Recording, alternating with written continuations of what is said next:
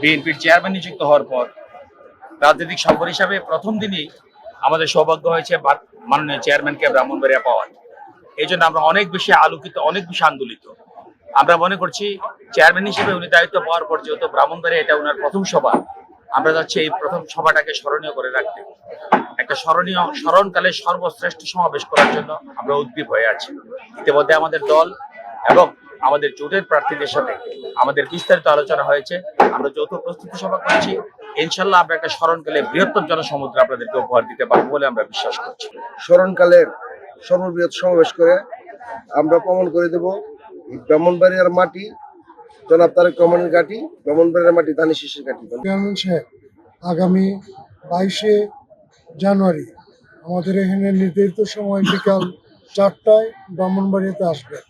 ওনারা আগমন উপলক্ষে আমাদের যে প্রস্তুতি, সেই প্রস্তুতির জন্য আমাদের জেলা নেতৃবৃন্দ এবং আমাদের সহেল আশুগঞ্জ আসন থেকে আমাদের মনোনীত জোটের প্রার্থী, আমাদের জমিয়তে উলামা দলের ভাইস প্রেসিডেন্ট, আমাদের মুরব্বী জুনায়েদ আল হাবিবি, উনিও আসছে।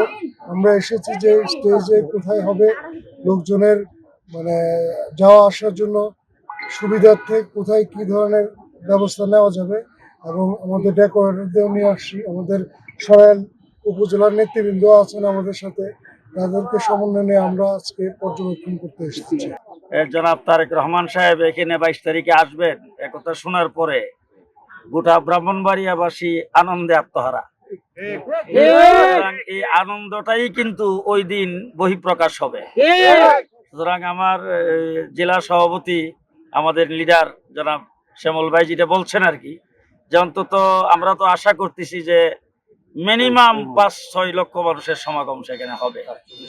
এখন এই 5-6 লক্ষ লোকের সমাগম যেখানে হবে, এক হলো লোক সমাগম, দ্বিতীয় নম্বর হলো জনাব তারেক রহমান সাহেব 17 বছর পরে তিনি বাংলাদেশে আগমনের পরে ওনার যে সম্বর্ধনা হয়েছে, আর যে সমস্ত মানুষ সম্বর্ধনায় যাইতে পারে নাই দল মত নির্বিশেষে, ওনার প্রতি যে আগ্রহ মানুষের, তো এই আগ্রহর লোকটা যে এখানে আগমন করবেন, তার জন্য প্রস্তুতিটাও ঠিক এমনই নিতে হবে।